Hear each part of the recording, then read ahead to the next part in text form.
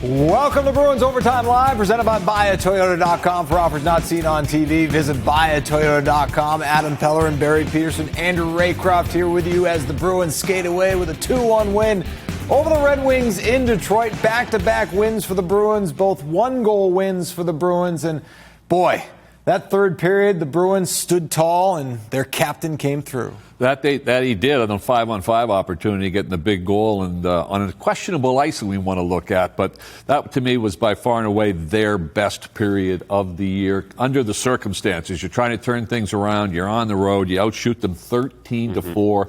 You didn't sit back. You were very aggressive right from the get-go. Your specialty teams were good for you. All the little things. It was a good road win. Felt like a great Bruins win. Yeah. Felt like, well, again, it just looks right. It feels right. They've made some adjustments in all three zones. PK especially. They've made a few adjustments that really paid off tonight. But it was the mentality in the third period that we've been kind of waiting for. They really haven't been good in the third period. They've only scored 9 goals going into this game, 10 now, but the 9 goals in the third period all season long, which just isn't a staple of this team. They've been so good at closing out games. They've been so good at coming back and imposing their will on teams, and they did it tonight. And the 13-4, they could have had 20 shots, realistically. They had many more opportunities that will continue to come as the confidence builds winning games like this. And the PK had to come through right up to the final horn because Brad Marchand, who did score the game-winning goal, commits a late penalty, a hooking call, as Lucas Raymond draws the penalty. And you can see he kind of grabs Marchand's stick. And that's a veteran move by Raymond as he tucked that under there. But Marshall, he'll be the first to tell you that's a bad penalty at the wrong time in the wrong place of the ice.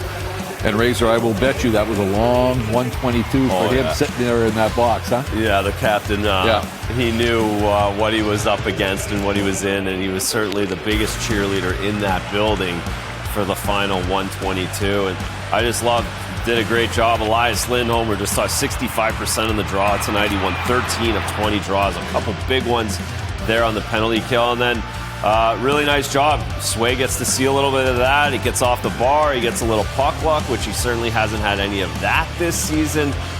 Just a real gutsy finish on the road. That's as good. You feel real good getting on the plane after that one. Yeah, the Red Wings power play had been very good. Yes. I mean, we talked about it on the pregame show. They were. And this adjustment here, just to jump in. Sorry to jump in on your stat, but Lindholm comes underneath, allows Zadorov to jump out. We've seen the forwards going over there and giving up a seam pass back against, instead just giving up that shot. Really nice job by the PK. Yeah, important to point out, Razor, for sure. And then I was just to finish that thought, they were 11 for the last 26 on the power play. The Red Wings were 0 for 4 tonight. And more importantly, the Bruins penalty kill, now 8 for their last 8. Yeah, and I think, too, the other thing, playing off what you just talked about, the team defense, Zacha, Pasta, Marchand, and Lindholm, who you expect to get your offense, had some chances. Yeah. But more importantly to me, their team defense was there. The chances will come. And, you can see Zacha. Once he gets one, he's going to get 3 or 4. And the chances were there, the opportunities to shoot. You'd like to see, especially David, take a few more shots. Mm-hmm. But at least now it's coming from the defensive side. You have good structures and layers. And it's coming from a winning side, too. Yes, correct. The way that you feel tomorrow morning, the way you feel coming to the rink on Monday and on Tuesday, that helps those goals go in somehow. Nice day off tomorrow, you think? Oh, yeah. Yeah. Beauty. Finally, like a nice, quiet, flight relaxing home. Sunday. Mm-hmm. Game-winning goal came at the 11:30 mark of the third period, but it was the icing call before that was huge. Yeah, you can listen to the crowd reaction. I didn't think this was icing, Razor. I thought our guy number 11, I thought he was there. Yeah. Tarasenko thought he was there. Peak didn't, maybe. But again, a nice play, too. Nice face-off play. You get the little bit of the rim going. You got David working the wheel. And then Tarasenko, the one who thought he outmanned the icing, turns the puck over. Peak makes an easy play. And, I mean, that's Brad's bread and butter. Yeah, it is. And you have to give the coach credit there, too, right? He threw Marchand out there with Pasta off it. But look at Pasta going around here on this play, the set play. He's moving. But they do a good job, Detroit, of being ready for it. They're sure they kind of spied that one away, but the Bruins did a good job of keeping the puck deep, winning the battles. And Marchand, once he came out, got in that slot position, he released it. But it all started off the icing. He took advantage of a call that's a little questionable, but so be it, right? You take advantage because in a long season, those things have a funny way of evening out. Yeah, they deserve it. Yep. They deserved it tonight. The play tonight deserved it, and that looks like Game 3 in the Scotia Bank Center against Toronto in the playoffs last year, that short side shell. Star of the game presented by Subaru of New England. Fall in love with a brand new Subaru as you take a look at the numbers for Brad Marchand.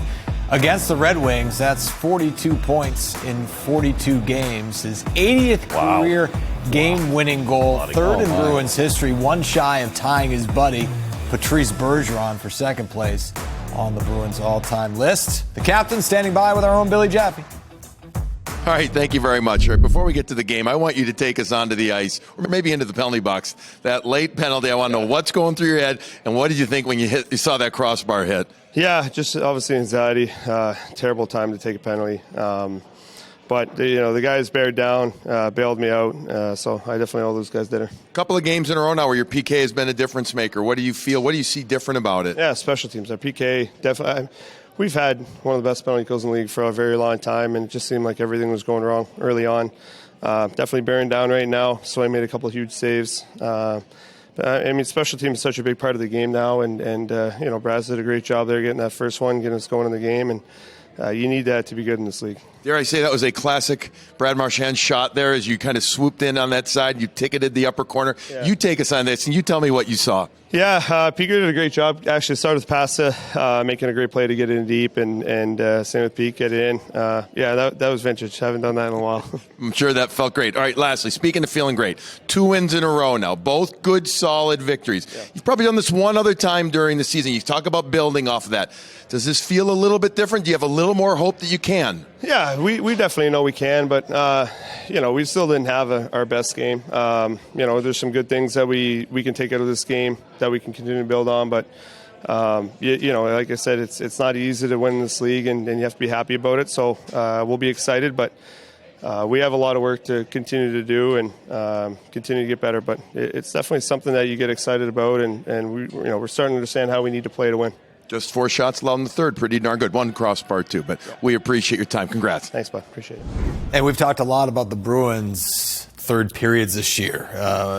In terms of the numbers, worst in the league. But over the last couple of games, getting the job done, especially tonight.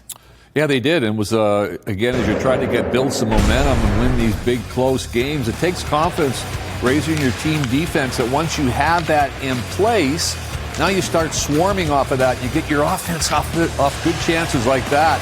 Great play by Sador coming back and diving in there. But a lot of the Bruins' offense was generated off their defense structure and layers, and that's something we haven't been able to say all season long. No, we haven't. They just haven't been close enough to the puck. Timmy did the breakdown before the game about how close they got to the Utah players the other night, and it was very similar to tonight. Picking pucks off, stripping pucks, getting takeaways, picking up bobble pucks that they weren't picking up just 10 days ago, to be honest with you. So it's really nice to see what we expected to see on game 1 of the opening night in the last few days. And it's second effort, it's getting pucks back after a forecheck and off a dump and creating opportunities. And again, pucks, Geeky could have scored 9 goals tonight. His head goes up. That's going to go in sooner than later. He's going to continue to pound away, and they are going to continue to get rewarded for it. Kastelik here with a great hit in the neutral zone. He'll feel confident ripping that on net, and they'll bang a rebound in going forward. So a lot of positives. Yeah, the confidence, as you say, Razor, will come off their team defense. It comes off of winning these types of games on the road.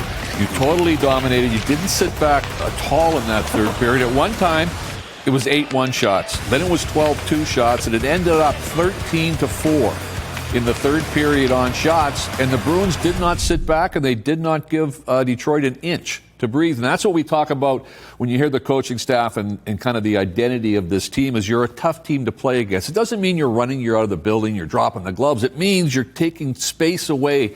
You've got layers. Every time Detroit turned it around, bang, there was a Bruin right there. That's the way this team and this organization has been so successful over time. It sounds easy and it sounds simple, right? But it's not. It's just the top teams in the league who do it consistently. But it takes work ethic. And yeah, it does. Joe Sacco mentioned specifically in his introductory press conference. We talked a lot in the pregame show about the goaltending. Said you could easily started Jonas Korpisalo tonight, but the one thing that we talked about was you hope Jeremy Swayman has in front of him what Korpisalo had in front of him in terms of team defense on Thursday, and Swayman had that tonight. But with that said, Razor had to make some big saves. He did, and you have to make big saves. Every National Hockey League goalie has to make big saves. That's just the name of the game. The offense in the National Hockey League now is at an all-time high, and you have to make saves like this. And for Jeremy, I think he saw the puck really well all night. I think the D did a good job. The penalty kill did a good job. And then, of course, he was there to make the timely save. He was there to stay focused and find pucks through some of the traffic. And top of his crease, smother, nice piece of plywood, not opening up, not turning, not anything near through him. The timeliness, again, just staying on top of his crease, making that save. It was a really nice effort, but just you saw it after the game, his reaction. He was fired up, not only to kill the penalty at the end of the game, but to get that win. It was an important one for him. I'm sure he was fired up for it, and he deserved it. And you like these numbers tonight against the Red Wings, a lot better than his last two starts. Again, what's happening in front of him also contributing to some of these numbers, but it's got to be a great feeling for Jeremy Swayman to skate away with. And remember, as we always talk about too, Adam, the most important penalty killer is your goaltender. The last two games is a really good example of that, right? Uh-huh. Yeah. The Bruins have not allowed a power play goal, but their goalies have played very well, and you make a good save at one time.